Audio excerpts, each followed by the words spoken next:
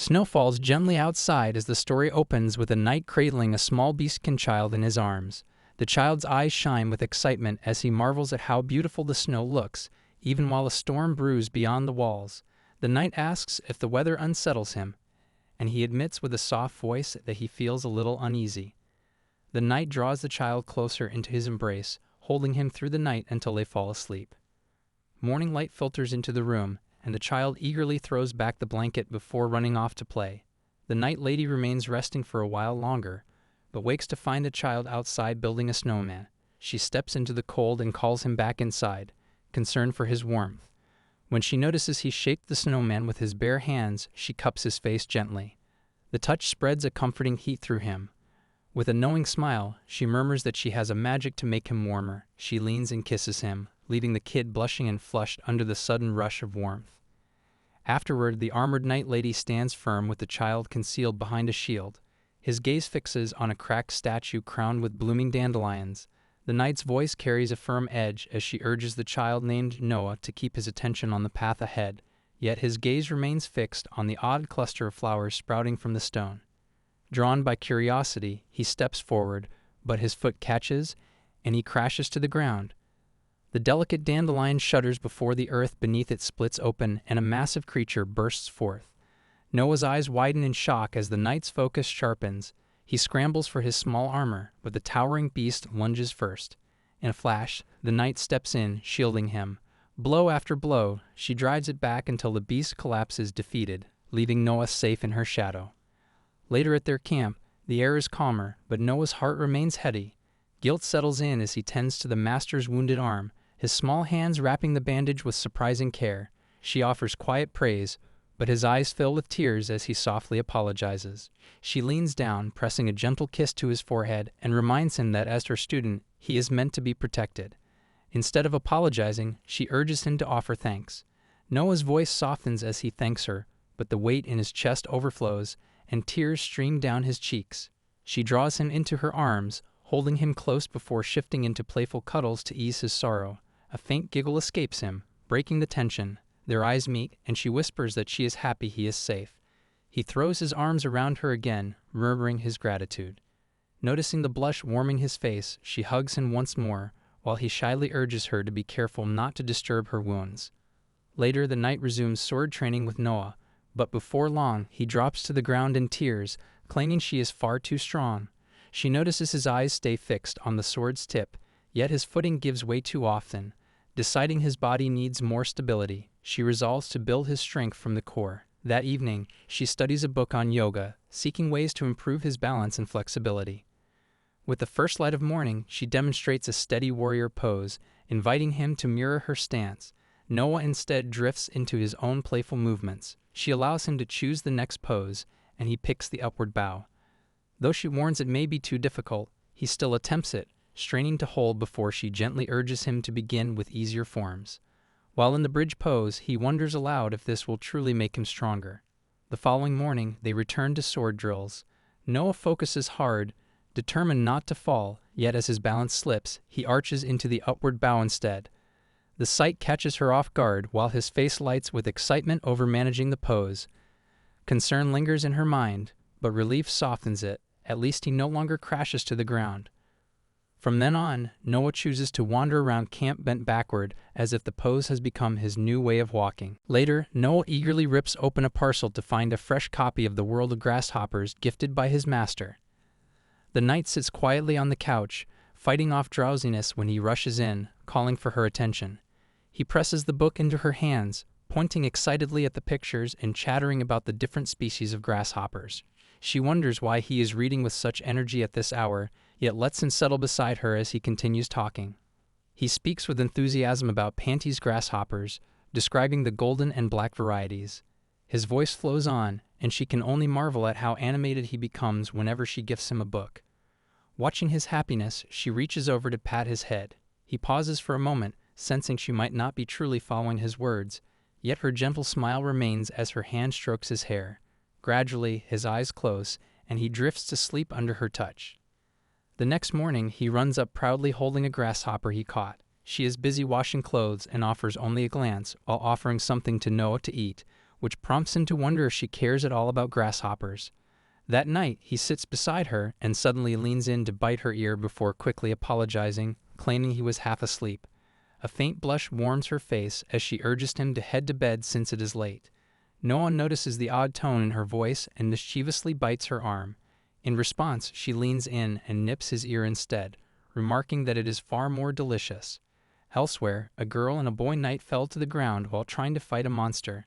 They admit defeat and stop trying as the monster is about to strike them, but suddenly, the Night Lady appears and saves them. They thank the Night Lady and request that she take them as her disciples. However, she refuses. This makes them sad, and they drop to their knees, pleading with her to accept them. She finds them irritating and tells them to stop. They want to know the reason for her refusal, and she explains it is because she already has a disciple. The Night Lady then rides away on her horse, leaving them behind. The knight returns home late and calls for Noah, but feels uneasy as Noah usually runs to greet her. Yet this time he does not. She finds Noah asleep on the floor. She hurries to pick him up, telling him not to sleep there or he will catch a cold. Noah calls for his master in a sleepy voice when he notices she has returned and starts to cry. He hugs her tightly. The Night Lady thanks Noah for taking care of the house for the past 3 days while she was away. Noah still smiles happily, and she feels a pang of guilt for having left him alone for so long. Later, they have dinner while the lady quietly watches Noah eat hungrily and quickly. He offers her a bite, which makes her blush as she thinks about how adorable he is. In the morning, she is cultivating the soil when she grows tired and wipes her sweat with her shirt while Noah pulls potatoes from the ground. She tells Noah to take a short break, but as he tries to walk with the potatoes in his hands, he falls to the ground as his legs can barely carry him. The Night Lady takes him home and places a cold, damp cloth on his forehead to help him feel better. She worries and asks if he is all right, while Noah says he just feels tired. The Night Lady apologizes for making him work too much, but Noah tells her not to feel bad and that she is not a bad person. This makes the Night Lady flustered, and she pecks him on the mouth. Noah lies in her lap but cannot sleep and tells her it is embarrassing that she keeps looking at him, so she decides to read a book instead. The kid starts dozing off, but when she glances at him again, he wakes up whining about why she keeps watching him. He then flips over and rests on her legs, feeling warm and comfortable.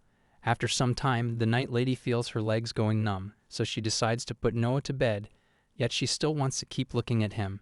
As she stares at him, Noah slightly opens his eyes, and she gently tells him to sleep a little more. 1 year ago, the Night Lady healed Noah's injured ear. That night, she shared her bed with him, though Noah felt uneasy and said he would sleep outside. She insisted he stay beside her instead. During that quiet moment, he introduced himself as Noah, and she, in turn, gave her name as Olivia. The kindness she showed touched him deeply, for it was the first time in his life that someone had truly cared for and protected him. In the morning, Noah woke to find the space beside him empty.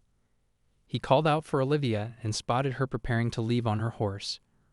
Rushing to her side, he asked what he should do now. Olivia explained that he was free to live as he pleased, but Noah pleaded for her to stay and take him on as her apprentice. She declined without hesitation, saying she preferred to work alone before riding away, leaving him standing there alone. Several days later, Olivia sat in her home while heavy rain pounded outside. A sudden knock at the door made her pause in surprise. When she opened it, she was shocked to see Noah drenched and unsteady.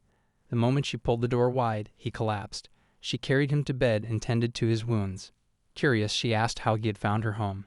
Noah explained that he had followed her scent, prompting her to realize that beastkin possess a keen sense of smell. Olivia was impressed that he had braved such a fierce storm just to reach her. With tears in his eyes, Noah admitted he had nowhere else to go and that she was the only person he could depend on. He begged her to accept him as her apprentice. Olivia reminded him that he was free to make his own choices, but he clutched her shirt, refusing to let her go. In that moment, a memory flashed in her mind of when she had been abandoned despite her desperate pleas for them to stay. Looking at his determined face, she realized she could not do the same to him. At last, she agreed to take him on, but warned that the subjugation business was dangerous, and he must be ready for it. Noah's face lit up, and he embraced her, calling her his master. Olivia told him to calm down and guided him back to bed, where he quickly drifted into sleep. As she watched over him, a strange feeling stirred in her chest. She could not name it, but she knew one thing: she was determined to protect him. On another morning, as they make their way through the waterway, Olivia notices movement ahead. A faint ripple stirs the surface, and her eyes sharpen. She warns Noah that danger lies ahead, reminding him they may need to prepare for battle soon. The ground is slick with moss, and the stones are uneven, so she offers to carry him, worried he might fall. Noah shakes his head firmly, insisting he will not stumble. Olivia repeats her warning, her tone more serious, but Noah still refuses, determined to prove himself. Moments later, the monster emerges. Its shadow stretches across the water before it rises, snarling. Olivia wastes no time. Her sword flashes free, and she charges. The creature lashes out, its strike colliding with her arm, but she blocks the blow without flinching. With fierce precision, she leaps forward, her blade slicing clean through the beast. The monster splits in two, sinking beneath the dark water with a hiss. As the quiet returns, Noah rushes forward but accidentally bumps into her wounded arm. Olivia winces slightly and remarks that, if not for the leather bracer, she might have lost it entirely. Noah clings to her, alarmed, begging her not to speak in such a way. His voice trembles as he asks why it is always her arm that suffers and why she does not wear stronger armor. Olivia lifts him into her embrace, her voice soft yet firm. She explains that she refuses to wear hard armor on her arms because she wants to hold him close whenever she wishes. If her armor were solid steel, it would only hurt him when she hugged him. Flustered, Noah breathes in her scent, clinging even tighter. But Olivia is weary, her strength drained. She tells him to leave first. Instead, Noah places her on a nearby cart and tries to pull it himself. The wheels barely shift. Exhaustion overtakes him, and before long, he falls asleep beside her, resting against the cart, unwilling to leave her side. The next morning, Olivia tells Noah to be ready for sword practice, exactly as she has taught. Noah nods with determination, wanting nothing more than to grow stronger for his master's sake. They begin their training, steel ringing as wooden swords clash. But before long, Noah collapses to the ground, breathing heavily. Olivia rushes to him, worried, yet before she can speak, Noah's emotions spill over. Tears well in his eyes as he cries out that he is not strong enough for her. Frustrated, he turns and runs away.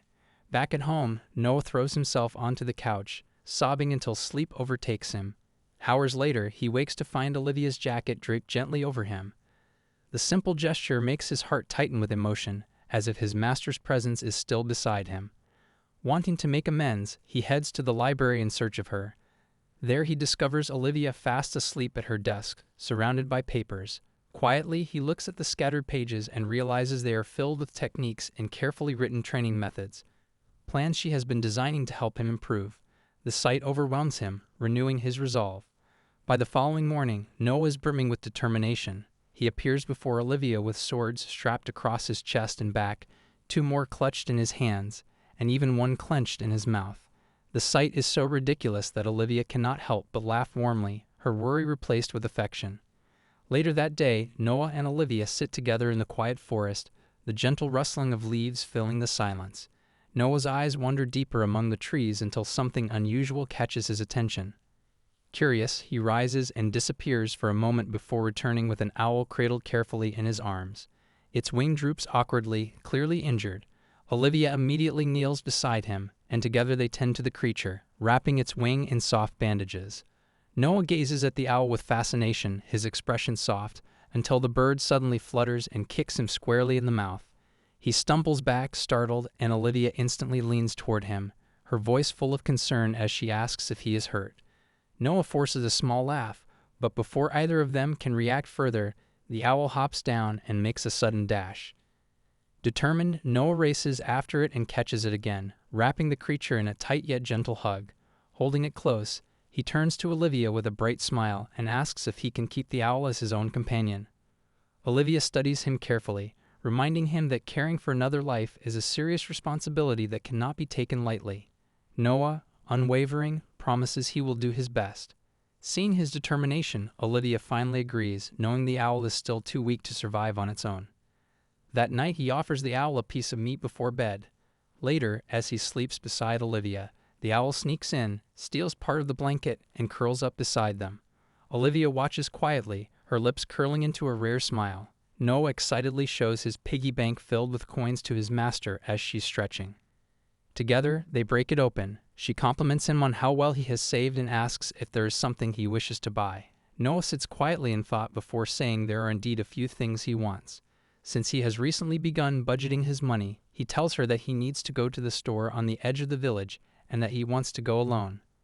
He has never gone by himself before, which makes Olivia worried, but seeing his determination, she allows it and instructs him to be careful. Noah sets off for the store alone, but Olivia cannot bring herself to let him go without making sure he is safe. She follows him quietly from a distance, hiding behind trees. Along the way, she sees him stopping to catch insects. Then Noah encounters a large man carrying wood. He asks the man to wait for him, but the man's appearance makes him uneasy. Olivia watches closely, ready to intervene, but soon realizes the man means no harm. The man gently reassures Noah and guides him to his store. Inside the store, a kind lady asks whether Noah has come with his master this time. Noah enters with tears still in his eyes from being frightened earlier. The lady wipes his tears away while Olivia watches through the window. Noah then hands over his money, buys what he came for, and leaves. Olivia feels relieved seeing him walking back with a happy expression. When Noah arrives home, Olivia welcomes him warmly and asks to see what he bought. Noah proudly shows her a bottle of candy, which she admires. He then hands the bottle to her and asks if she remembers what day it is. Noah tells her that it is the anniversary of the day he began living with her and thanks her sincerely. The gesture flusters Olivia, and she hugs him tightly, showing her happiness. As always, Noah practices his sword skills, this time alone in the forest, focusing on how to keep his opponent in check before striking aggressively. He plans to use this feint attack when training with his master. The next morning during sword practice, Olivia observes Noah moving with unusual confidence and a more aggressive style. He attempts the technique he had rehearsed the day before, but fails to land a decisive blow. Olivia points out that while he is trying to use a feint to lead into his attack, his swing lacks coordination. She explains that such a skill is still too advanced for him. The comment leaves Noah feeling disheartened. The following day, Olivia takes a short break from training. When she returns to resume practice, she notices Noah is nowhere to be seen. After searching, she eventually finds him sitting alone in the stable looking downcast. She sits beside him and gently wonders if he is still troubled by what happened the day before. Sensing how miserable he feels, she decides to lift his spirits and proposes they play a game together. Standing up, she challenges him to a round of tag and runs off laughing that he is it. Noah chases after her but cannot spot her right away. Using his sense of smell, he follows her scent through the trees. Feeling her gaze on him, he turns to find Olivia hiding behind a trunk. He rushes to her and hugs her excitedly. Olivia admits she thought he wouldn't be able to track her down. Smiling, she squishes his cheeks in her hands and tells him that he performs best when he is having fun. So why not bring that same spirit into sword practice? Encouraged by her words, Noah's excitement returns. He confidently declares that his feint attack will work this time and eagerly prepares to train again. The next day, Olivia returns home and finds Noah absorbed in reading the book she had given him earlier. She sits beside him, listening quietly as he excitedly talks about the story. Their moment is interrupted by a knock at the door. Noah guesses it might be Huhu, his owl that he has been keeping, but when he opens the door, it is another Olivia standing outside. The sight leaves him stunned, and he cries out in disbelief at seeing two masters at once. Both Olivias immediately begin bickering, each claiming to be the real one and trying to convince Noah of their authenticity. The confusion grows, but Noah eventually trusts his own judgment and walks over to the true Olivia. The one sitting beside him moments earlier transforms before his eyes, revealing herself to be someone entirely different. She smiles and praises Noah for being able to see through her disguise. Noah quickly hides behind the real Olivia and demands to know how this stranger knows his name. Olivia explains that the woman is her sister's apprentice, a witch. She introduces herself as Lara, cheerfully adds that she had some work nearby, so she came to visit. That evening during dinner, Olivia rests her head on the table, feeling drowsy while Noah tells Lara that he is going to bed. Lara stops him and offers to teach him a neat trick. Noah quickly points out that he already knows it, as Olivia had taught him before. But Lara catches him off guard by pretending that her thumb has fallen to the floor. Noah screams in disbelief until she reveals it was only a harmless trick. Amused, she promises she has more interesting illusions to share, and Noah eagerly says he wants to see them. Lara proceeds to show him new magical feats, such as writing words in the air, casting a spell to make a clay statue move, and producing an amulet of invisibility. Noah is fascinated and wastes no time in using the invisibility trick to sneak up on his master. While Olivia is resting at the table, he turns to see through and playfully teases her before giving her a sudden scare as she wakes. Instead of reacting with shock, Olivia simply pulls him into a hug and tells him she is tired, leaving Noah a little disappointed by her calm reaction. The next morning, Olivia stands quietly at a distance watching Noah and Lara playing together in the yard. She notices how quickly they have grown comfortable with each other despite meeting only the night before. Lara praises Noah's sharp intuition and his ability to recognize her disguise. Noah, in turn, expresses his desire to learn more about magic and other mystical arts. Hearing this, Lara's eyes light up, and she asks him if he would like to become her apprentice, promising that there is much more she can teach him. As Lara and Noah sit in the yard, their voices carry softly in the morning air until Olivia approaches and calls them inside for breakfast. The three gather at the table, where the warmth of food and the steady aroma of tea create a gentle, homely scene. Olivia listens quietly, sipping her tea as Lara raises a matter that takes Olivia completely off guard. The sudden request nearly makes her choke on her tea, and she calms herself, demanding an explanation. Lara, however, remains calm and composed. She speaks of Noah's remarkable potential for magic, noting that her experience as one of the most skilled witches allows her to recognize true talent when she sees it. The memory of Noah unraveling her disguised magic on their very first meeting becomes her strongest proof. While she acknowledges that he is not unfit for swordsmanship, she emphasizes how his interests reveal a different path. His fascination with insects, his curiosity toward magical objects, and his eagerness to explore the unusual all hint at a natural inclination for magic that should not be ignored. Olivia listens in silence, her heart caught between reason and emotion. Memories of her time with Noah rise vividly in her mind, his laughter, his determination, and the warmth he brings to her life. The thought of parting from him causes a painful knot in her chest, yet her sense of duty as his teacher compels her to consider his future above her own feelings. Finally, Olivia gathers her composure and turns to Noah, giving him the choice. The boy sits quietly, uncertainty written across his face. Lara reassures him to take his time, and Olivia agrees that no decision should be made in a hurry. But before the conversation can move on, Noah's eyes fill with tears. He slams his small hands on the table and declares in a trembling voice that he is only Olivia's disciple. The outburst leaves both women stunned. Through quiet sobs, he explains that it is not simply because Olivia has saved and protected him. His bond with her runs much deeper, and he wishes to stay by her side always. Olivia pulls him into a tight hug, her heart aching. She realizes that, despite their long time together, she has failed to fully understand the depth of his feelings. Later, Lara prepares to leave, telling them to forget her offer. She remarks to Olivia that she has grown tremendously and even surpassed her, which she admits is bothersome. Then, with a mischievous grin, she transforms into Olivia and pulls silly faces, saying she can still ruin her image if she wants. Noah bursts out laughing and teases that his master looks even funnier when she sleeps. Olivia offered Noah a cookie, and his eyes lit up with excitement the moment he saw it. But before handing it over, she set a playful condition. If he wanted the treat, he had to guess under which glass the gold coin was hidden. Desperate for the cookie, Noah agreed, though his eagerness quickly turned into frustration when his first guess revealed nothing. They tried again, yet the glass was empty once more. Olivia observed quietly, realizing his eyes followed movement well enough, but his focus wavered at the crucial moment. This was exactly why she was testing him through the game. Round after round passed, and Noah still couldn't get it right. Exhaustion weighed on him, and his enthusiasm faded. Seeing this, Olivia reminded him that only by concentrating could he earn the cookie. The promise of the reward reignited his energy, and he became determined once again. At last, Noah decided to turn the tables. He asked his master to guess this time, and with a sly grin, he slipped the coin onto his lap instead of under a glass. Confident that she would fail, he waited for her to choose, but Olivia saw through his trick immediately. Without hesitation, she pointed to his lap, retrieved the hidden coin, and exposed his little deception.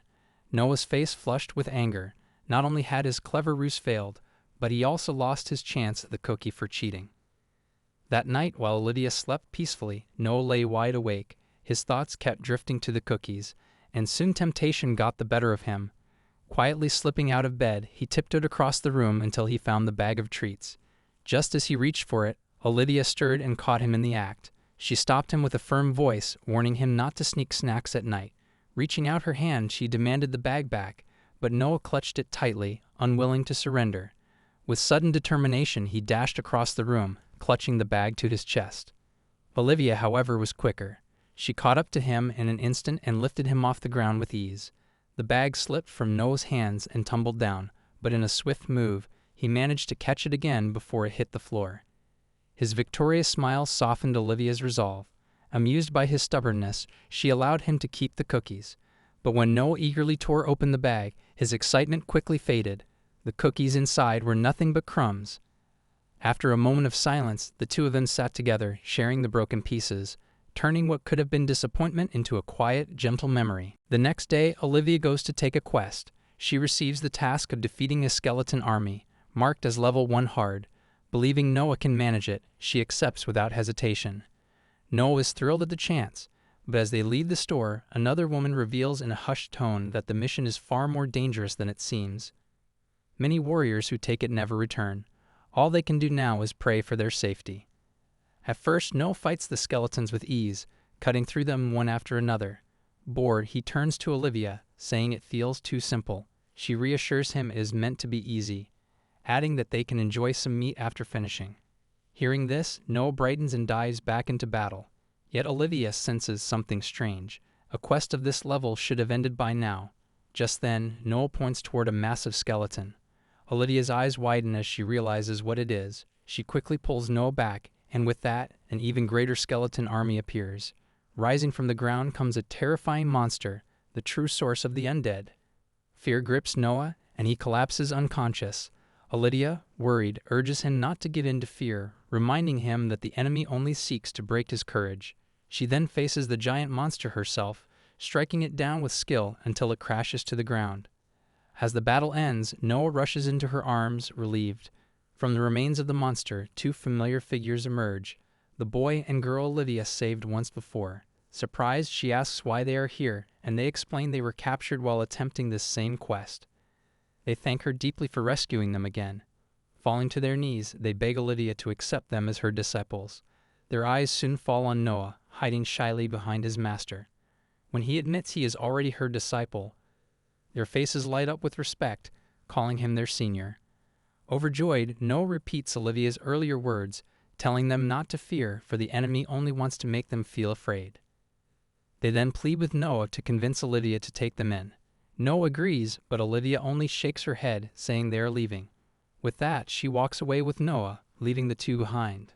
Later at night, Olivia feels dizzy from sleep while Noah is still wide awake, busy with his drawings and showing no sign of being tired.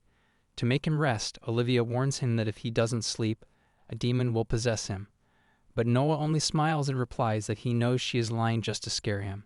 Amused, Olivia takes up a brush and paints a frightening monster. She tells him that if he refuses to sleep, this demon will come and eat what's inside his tummy. Now frightened, Noah quickly urges her to go to bed. Olivia falls asleep peacefully, but Noah lies awake, haunted by the image of the monster she drew. Fear keeps him restless, yet the need to use the bathroom forces him up. On his way back to the room, his heart races with the thought that if he doesn't hurry, the demon will appear. Suddenly, he notices meat scattered on the floor. As he glances back, his eyes widen. He sees a demon. Terrified, he bursts into tears. The noise wakes Olivia. She finds Noah trembling, covered in garlic, insisting that he saw a demon. Olivia gently assures him he must have mistaken it for something else. Pulling him close, she makes him lie down, but Noah still whispers that the demon truly appeared. Olivia hugs him until he drifts to sleep, feeling both guilty for frightening him and strangely amused by his panicked little face. When morning comes, she notices Noah is still wrapped in garlic. Curious, she wonders what exactly he mistook for a demon the night before. Stepping outside the room, she spots the meat on the ground, and then her eyes fall on Hoo-Hoo, perched on a set of drums, half covered with cloth, munching happily. In that instant, she understands. What Noah saw was no demon at all, but Hoo-Hoo eating meat in the shadows. Later in the day, Noah dozes off with Olivia in the quiet yard after sword practice. The peaceful moment is interrupted when an unusual scent drifts across the air. Noah stirs first, followed by Olivia, and together they rise, puzzled by the faint trace of something unnatural. They follow the source with caution, only to realize the village has been disturbed by the presence of a demon. Noah's sharp eyes catch a figure descending from the sky, and soon a woman lands gracefully before them. It is Lara who greets them with warmth despite the tension in the air. Olivia questions the demon's sudden appearance, and Lara explains that it slipped into the world by accident after being summoned. She has been tasked with dealing with it, but offers the chance for them to join her. Olivia points out that Lara's powerful magic could handle the matter alone, yet Lara insists, playfully suggesting that Olivia might seize the opportunity to impress her student. Amused, Olivia accepts the challenge, and the three set off together toward the threat. The closer they draw, the more menacing the demon's presence becomes. Olivia wastes no time and dashes forward, her sword gleaming as she strikes. From behind, Lara calls out with light-hearted mischief, suggesting Olivia attempt the battle with only one hand to make it more entertaining. The remark stirs an old memory within Olivia, recalling childhood days when Lara praised her skill but mischievously bound her leg with magic, testing her ability even then. Now in the present, Olivia fights with determination, skillfully holding her own even without her dominant hand. Lara watches with admiration, smiling at how naturally Olivia adapts. Olivia then gestures for No to try. No begins moving toward the demon, catching Olivia's sharp gaze. Lara remarks that with such a timid spirit, he cannot become like his master, provoking Noah's pride. Determined, he steels himself. With a flick of Lara's magic, the demon turns its fury toward Noah. At first she watches with amusement, but her expression shifts when Noah suddenly positions himself before the creature's main body. The laughter dies on her lips, replaced by startled silence. Olivia rushes forward, desperate to shield him, yet Noah holds his ground with determination burning in his eyes. Summoning all his courage, he drives his strike directly into the demon's core. The force of the blow pierces through, sending the monstrous form collapsing in defeat. The effort leaves Noah trembling as he stumbles back, tears gathering while he clutches the fallen body. Olivia is at his side in an instant, her hands moving anxiously across him before she pulls him into a fierce embrace, relief softening her fear. Meanwhile, Lara calmly gathers the demon's remains, sealing them within a bottle. She notes with fascination how the creature's limbs continue to grow endlessly, her tone carrying a subtle trace of delight. Olivia glances at her old friend, unsettled by the darkness lingering in her words. The next day, Olivia is doing push-ups when Noah's ball rolls beneath her. He lingers at a distance, hesitant to pick it up, cheeks turning shy. Olivia notices his hesitation and invites him to come closer. As he bends to grab the ball, she suddenly pulls him into her arms, lifting him with ease. With a teasing smile, she warns him not to disturb her training again. Something stirs in Noah's heart at that moment. Days later, determined, he begins exercising on his own, lifting heavy boxes, straining his arms, believing that if he can handle this weight, he will one day be strong enough to carry his master. One afternoon, while Olivia practices with her sword, Noah rushes forward and embraces her tightly, trying to lift her off the ground. She pauses, puzzled by his effort, until he explains that he has been training his arms just for this purpose. Flustered yet amused, Olivia scoots him up instead, remarking how light he still is, reminding him that he is not yet ready. She encourages him to practice in his own way, reminding him gently that he is still a child. As fatigue overtakes him, Noah leans against her, eyes heavy with sleep. Olivia strokes his hair with care, and before drifting off, he murmurs his promise, that one day he will be strong enough to lift her. Holding him close, Olivia feels a warmth in her chest. The thought of Noah growing older and stronger brings comfort, yet at the same time, she secretly wishes he could remain this small forever. Later, the two train together, Olivia guiding Noah through simple exercises to build his strength, the bond between them deepening with every shared moment. Olivia found herself thinking back to the day she first took Noah in as her disciple. She clearly remembered teaching him how to hold a sword during their very first training session. After practice, while Noah would quickly drift off to sleep at her side, Olivia would sit quietly with a book in her hands. At night, the two of them would rest together, a small but comforting routine that soon became their daily rhythm. In those early days, Noah clung to her constantly, never wanting to leave her side. Olivia, though fond of him, gently encouraged him to find something of his own to enjoy instead of staying attached to her all the time. Together, they began searching for a hobby that would suit him. She tried reading brightly illustrated books aloud, but Noah would nod off before she finished even a few pages. Cooking came next, and while Noah seemed somewhat familiar with it, his interest didn't last long. She then introduced him to studying, but he struggled, barely aware of even the basics. One afternoon, as they were bent over their books, a grasshopper suddenly landed right on Olivia's nose. She let out an uncharacteristic scream, startling herself. Noah burst out laughing at the sight, while Olivia flushed with embarrassment. Still, she managed to smile, and together they carefully caught the little creature. Olivia suggested bringing it home, explaining that she had a book about grasshoppers that might help them identify it. Back at home, they placed the grasshopper inside a bottle, and Olivia eagerly searched through the pages of her book, though she couldn't quite determine its species. Noah, however, became fascinated. He stared at the insect intently, remarking softly that it must be nice to be so small. Watching its every movement, he suddenly noticed it beginning to tire. With tears in his eyes, he turned to his master and explained that the grasshopper looked exhausted, even though it had seemed so lively just moments ago. Olivia gently reassured him, guiding him to bed and promising they would check on it again the next morning. At dawn, Noah woke with excitement and rushed to see their little companion. To his amazement, the grasshopper had grown wings overnight.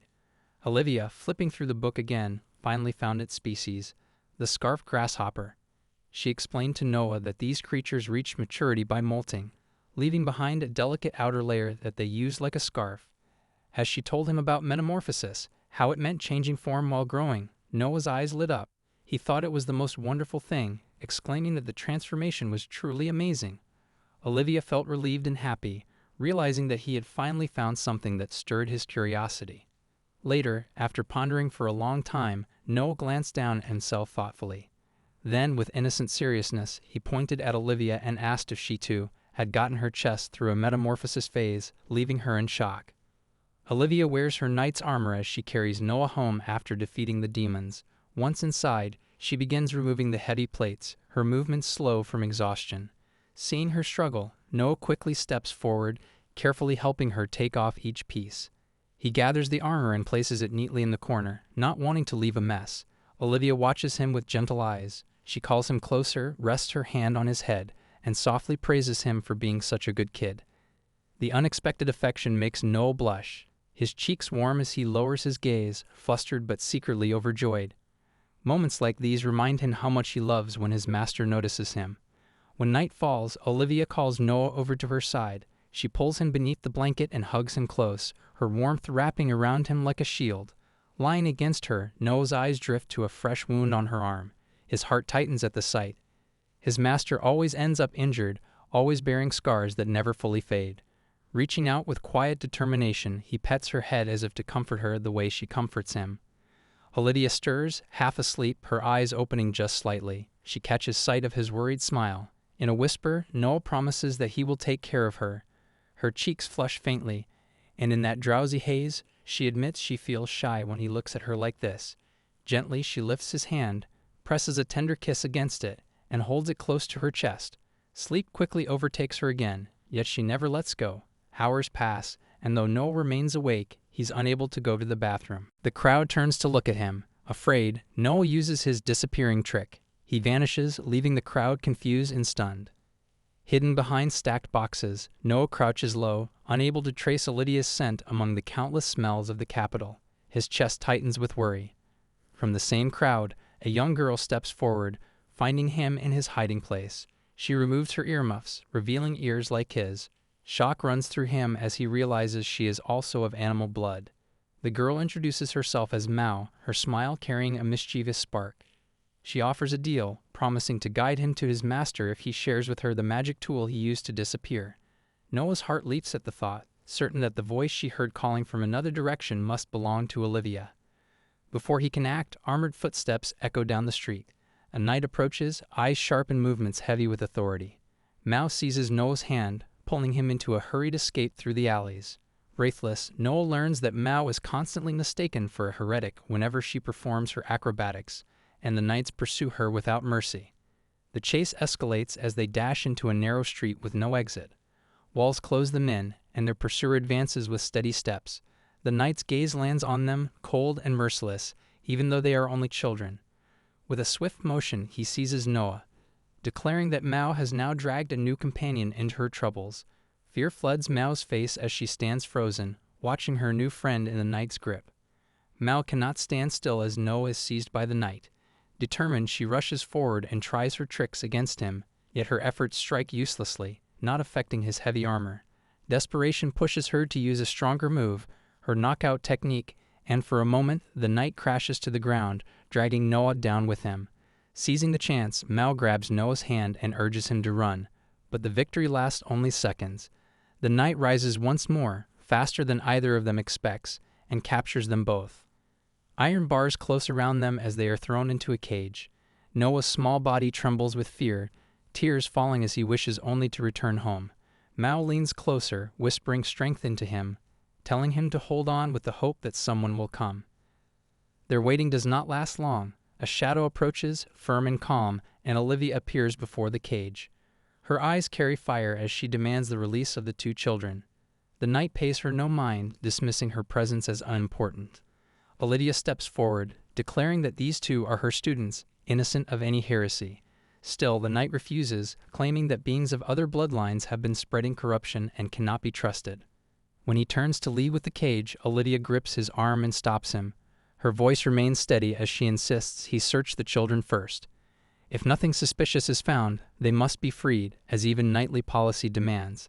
Unable to move his arm against her strength, the knight reluctantly agrees, but with a warning of proper investigation should anything unusual appear.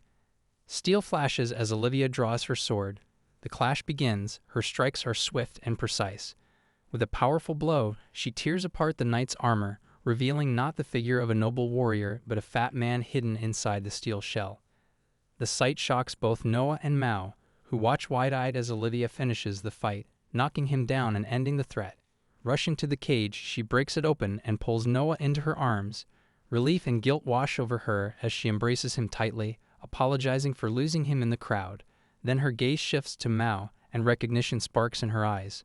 Noah, confused, wonders how his master knows this girl, but Mao explains that she had sent her clone to Olivia earlier to ask for help. Olivia thanks Mao for her quick thinking, her tone warm with gratitude. As Olivia observes Mao more closely, she notices her clothing and realizes it belongs to the eastern region. Mao confirms, though sadness shows on her face as she admits her equipment has been taken away. Olivia responds with kindness, offering her a place to stay until she gives her gear. Mao hesitates, hardly able to believe such generosity is real, but Noah's joy shines through as he offers her a candy apple in thanks.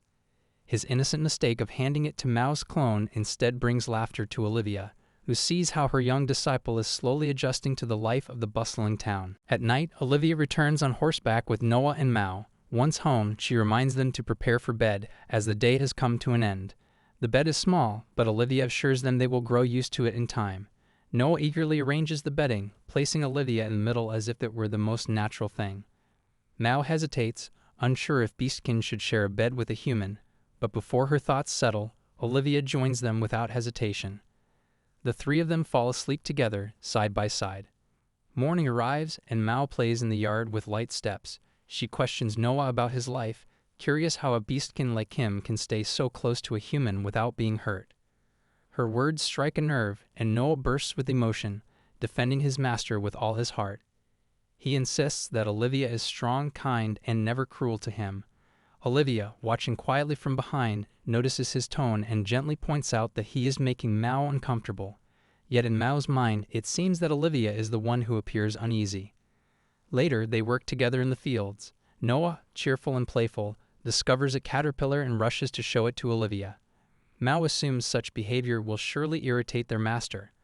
But to her surprise, Olivia looks amused and even laughs with Noah. The moment softens Mao's heart, and Olivia turns to invite her as well, encouraging her to join in and take a closer look. That night, they shared the bed once again. Mao lies carefully on the edge, trying not to disturb anyone. In her sleep, Olivia's leg accidentally brushes against her, waking her briefly. Olivia apologizes, her hand reaching gently to touch Mao's face, offering thanks for the help she had given that day in the field. Overcome with emotion, Mao folds into her warmth. Olivia draws her closer, holding her in a gentle embrace until sleep finds them both. For the first time, Mao feels the quiet comfort of belonging wrapped in her master's arms. When morning comes, a playful mistake stirs the air. Noah, still half asleep, mistakes Mao for Olivia. The sight makes Olivia laugh, her voice light with joy, as the small household begins another day together. The next day, Noah trains in sword practice under Olivia's guidance. Mao sits nearby, quietly observing. As she watches his movements, she notices something unusual. Though he is beastkin, his stance and flow resemble that of a human. Curious, she begins to explain how beastkin fight differently, pointing out that he should use his tail more. Even Olivia grows intrigued, puzzled by the details she has overlooked.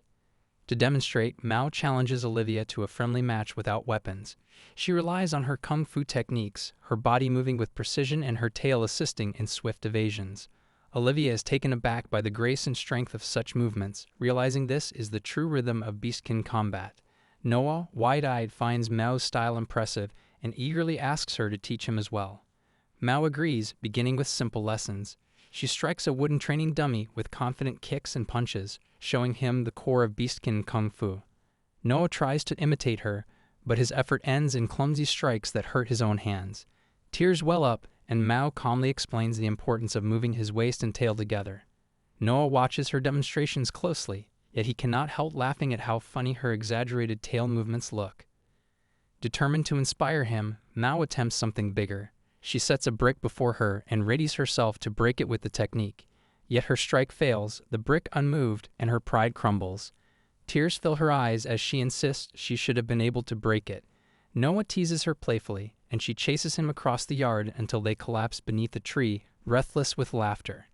There, Noah imagines aloud how incredible it would be to combine beastkin kung fu with Olivia's swordsmanship, believing it might create the most powerful fighting style. The following morning, during sword training, Noah puts the idea into practice. He incorporates the beastkin movements Mao has shown him, using his tail to balance and shift in ways unfamiliar to Olivia. To her surprise, he manages to deflect her sword strike with his awkward yet clever technique. His form breaks at the end, and Olivia quickly catches him in her arms, preventing him from falling. She notices the effort in his tail movements and praises him warmly. Noah proudly shares that Mao has been teaching him. Olivia turns to Mao, thanking her for helping Noah grow, and gently pats her head. Mao blushes, insisting she hasn't done much, but leans in, wanting more. Olivia gets it and gently rests a hand on her head. Amused, Noah joins in, patting her too. Soft, flustered sounds slip from Mao as she melts under their affection. The next day, Olivia goes to town, leaving Mao and Noah in the house. Before leaving, she tells them to take care of each other and the house. As the master leaves, Noah and Mao begin playing. Noah tells Mao that he will not feel alone when the master goes to town as long as she is here with him. Mao asks why, since he always has Huhu with him. Noah answers sadly that Huhu cannot speak, and that is why he is only attached to his master. His eyes fill with tears, making Mao think she cannot rely on this child. Later, the two of them fall asleep in the yard with Huhu beside them. Suddenly, Mao wakes up when she sees a crow snatching the bell from her collar and flying away with it. She immediately runs after the crow but cannot catch it.